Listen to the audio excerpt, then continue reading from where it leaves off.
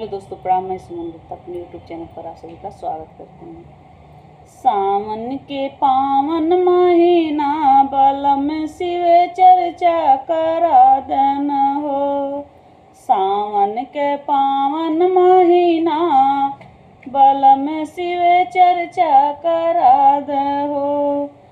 शिव चर्चा करा दे हो, चर्चा कराई दे। शिव चर्चा कराई दे हो, चर्चा कराई दा। बड़ी बट हमरो यार मनवा बलम शिव चर्चा करा दे हो। बड़ी बटे हमरो यार मनवा बलम शिव चर्चा कराई दा हो। अरे सावन के पावन महीना बलम शिव चर्चा कराई दा हो। भंगिया ले आई दा, धतुरवा ले आई दा। भंगिया ले आई दा, धतुरवा ले आई दा। कनैल के फुलवा के मलवा बनाई दा।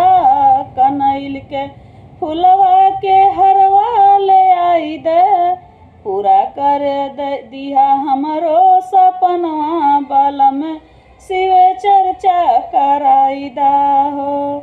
पूरा कर दी हमरो सपनवा बलम शिव चर्चा कराई दा हो। सावन के पावन महीना बलम शिव चर्चा कराई दा हो। धूपवा ले आई दा, अगरबत्तिया ले आई दा। धूपवा ले आई दा, अगरबत्तिया ले आई दा। गौरी माई खरतीन चुनरिया ले आई दा। गौरी माई खरतीन एको चुनरिया ले आई दा। चुनरी पे ओम लिखवाई दा बलम शिव चर्चा कराई दा। चुनरी पे ओम लिखवाई दा बलम शिव चर्चा कराई दा। सावन के पावन महीना बलम शिव चर्चा कराई दा हो। सब केहू करेला सावन में चर्चा। सब केहू करेला सावन में चर्चा। सावन में चर्चा हो, सावन में चर्चा। हमहू करब सैया दिल में श्रद्धा मानी इला हमरो कहनावा।